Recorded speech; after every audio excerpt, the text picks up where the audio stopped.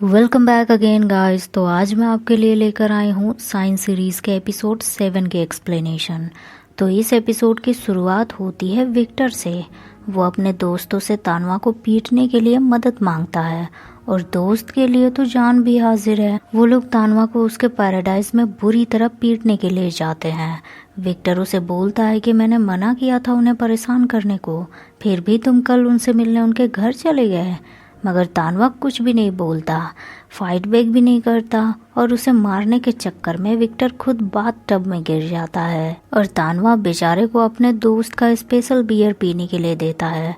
Victor जब वहां से घर लौटता है तो पापा और नरान उसे गुड न्यूज देते हैं कि यूएसए पापा के बुक को फ्री ऑफ कॉस्ट पब्लिक करने के लिए रेडी है और वो अब उन्हें यूएसए बुला रहे हैं। वहाँ विक्टर को स्कॉलरशिप भी मिली है। फाइनली वो अपनी मर्जी की पढ़ाई कर सकता है, मगर पहले यूएसए विक्टर को जाना होगा। फैमिली कुछ डॉक्यूमेंट वेरिफिकेशन के बाद आएंगे।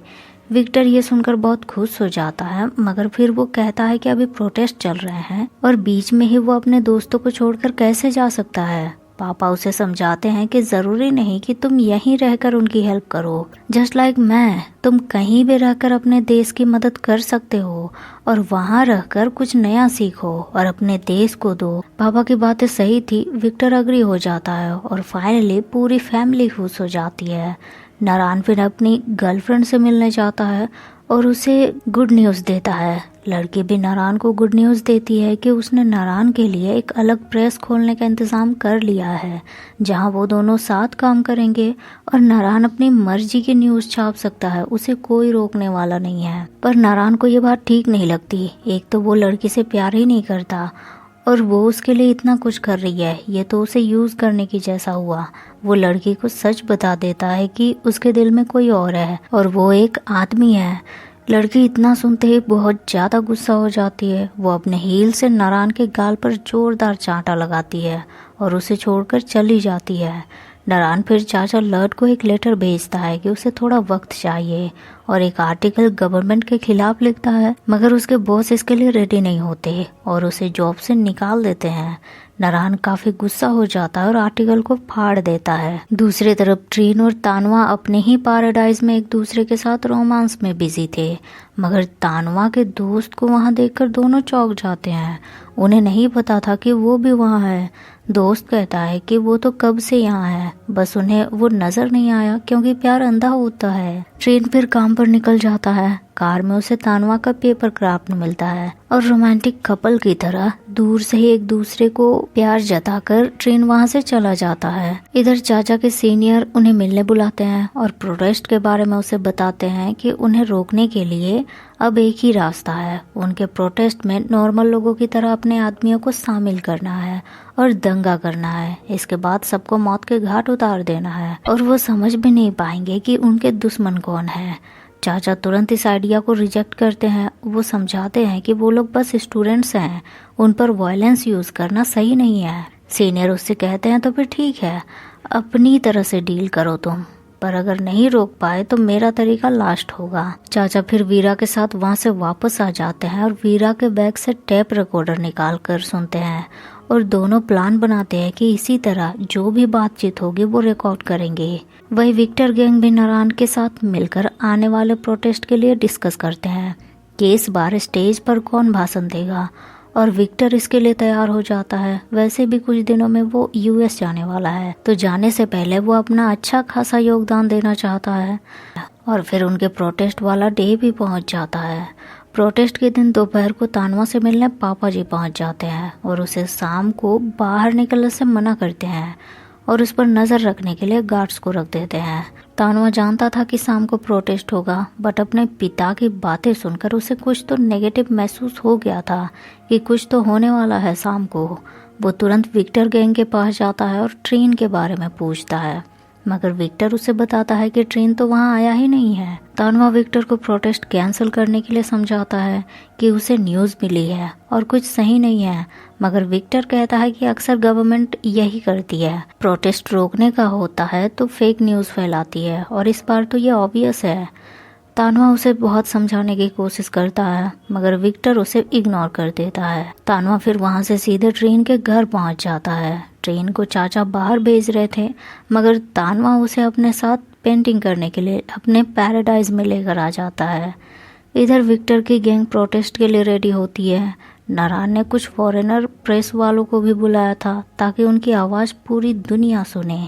वहीं चाचा भी अपनी टीम को गन लेकर नॉर्मली प्रोटेस्ट में शामिल होने के लिए कहते हैं ताकि शांति बनी रहे और वो उन्हें रोक सके, मगर उनकी टीम में वीरा कहीं नहीं था। चाचा सबसे वीरा के बारे में पूछते हैं मगर उन्होंने भी वीरा को नहीं देखा था। वहीं वीरा को चाचा के सीनियर ने मिलने बुलाया था। वीरा जब वहां जाता है तो वो लोग वीरा को उसकी डायरी दिखाते हैं जिसमें मिस देवी के स्केच थे और उनके लिए शायरीज थी। वीरा इस बात से बहुत डर जाता है और सीनियर उसे बोलते हैं कि अगर इस बारे में तुम्हारे कॉलोनल अलर्ट को पता चला तो क्या होगा, क्या सोचेगा वो। मगर वो कुछ भी नहीं सोचेगा क्योंकि वो खुद एक प्रेवर्ट है और वो वीरा को चाचा और नारायण की फोटो दिखाते हैं और उस फोटोज को लीक करने की धमकी देते हैं। वीरा ये सब जानकर बहुत परेशान हो जाता है। वो अपने घुटनों पर बैठ जाता है और बुरी तरह सीनियर से रिक्वेस्ट करता है कि वो चाचा लट और मिस देवी के साथ ऐसा ना करे, मगर सीनियर इसके बदले उसे कुछ देने को कहते हैं और वीरा से वो टैप रिकॉर्डर छीन लेते हैं। दूसरी तरफ जोर शोर से प्रोटेस्ट शुरू हो चुके थे। विक्टर गैंग, नारायण और चाचा भी अपने आदमियों के साथ उसमें शामिल हो जाते। वहीं इस प्रोटेस्ट से अनजान ट्रेन तानवा के साथ काफी अच्छे मूड में होता है, उसके साथ पेंटिंग बनाता है। तानवा उससे पूछता है कि उसने आसमान को कुछ अलग रंग से क्यों बना दिया है, कुछ पर्पल पिंक टाइप से। ट्रेन बताता है कि पेरिस में ऐसा ही आसमान है। एक दिन जब वो काफी उदास था तो खुले आसमान के नीचे बैठा था और देखा कि आसमान पहले रेड हुआ और धीरे धीरे उसका रंग बदलने लगा, ब्लू, पर्पल, ब्राउन, बिल्कुल मैजिक की तरह। फिर वो विक्टर के बारे में बताता है कि वो बच्चा अक्सर कहता है कि बाहर का आसमान ज़्यादा ब्यूटीफुल है और अब तो कुछ दिनों में वो यूएस जाने वाला है, काफ़ी एक्साइटेड होगा वो। लेकिन तानवा उसकी बातें सुनकर बिल्कुल भी एक्साइटेड नहीं होता बल्कि और परेशान हो जाता है और आखिर वो सच बता ही देता है ट्रेन को कि वो जो सोच रहा है शायद मुश्किल है क्योंकि आज के प्रोटेस्ट में कुछ बुरा होने वाला है। ट्रेन ये सुनते ही काफ़ी गुस्सा हो जाता है कि इतनी सीरियस बातें तानवा ऐसे कैसे छुपा सकता है। वो तुरंत प्रोटेस्ट एरिया की तरफ भागता है। तानवा उसे रोकने की कोशिश करता है मगर गार्ड उसे पकड़ लेते हैं। ट्रेन वहां पहुंच जाता है और विक्टर स्टेज पर जोश से भरा भाषण देता है। उसके भाषण से सब में जोश आ जाता है और फिक्र से भरा ट्रेन विक्टर को आवाजें देता है। विक्टर की नजर उस पर जाती है मगर तभी नारायण एक आदमी को गन लेकर आगे आते देखता है। चाचा भी उसे देख लेते हैं और रोकने जाते हैं मगर तब तक फायरिंग हो जाती है और भीड़ भागना शुरू कर देती है।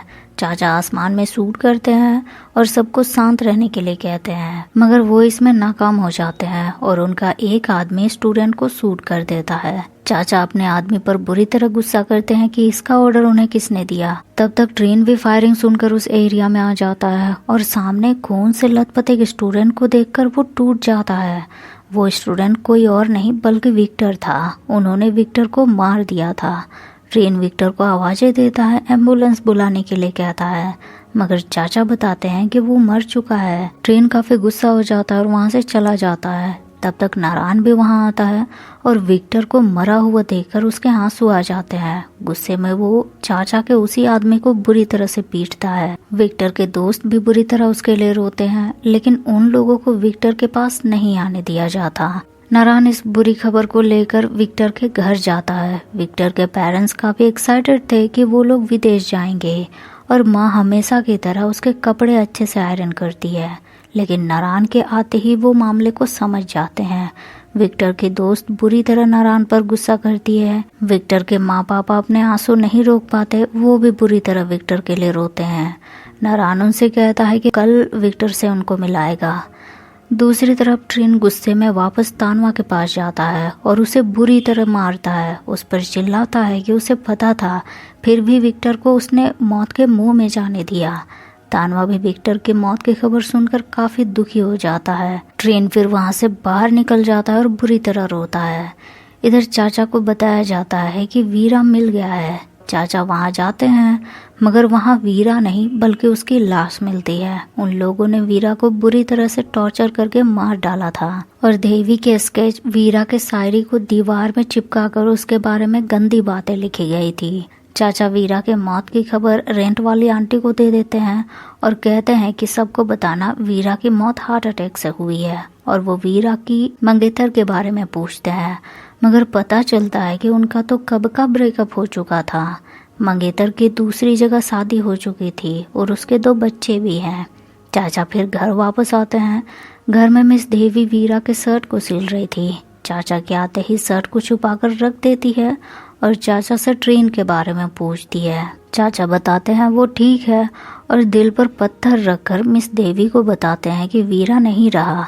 मिस देवी ज़्यादा रिएक्ट नहीं करती और चाचा से कहती है कि वो काफ़ी समय से हमारे साथ था, उसके फ्यूनरल में कुछ भी मदद चाहिए तो मैं तैयार हूँ।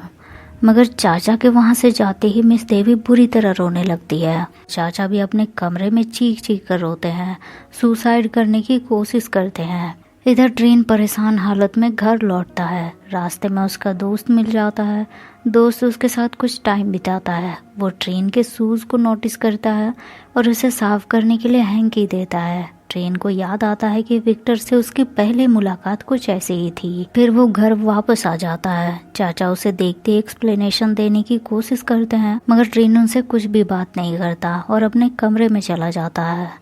और इसी के साथ एपिसोड 7 यहीं एंड हो जाता है। तो वीडियो आपको कैसी लगी कमेंट करके ज़रूर बताएं। पसंद आया हो तो लाइक शेयर करें और मिलते हैं फिर नेक्स्ट वीडियो में। तब तक के लिए thank you so much guys for watching the video.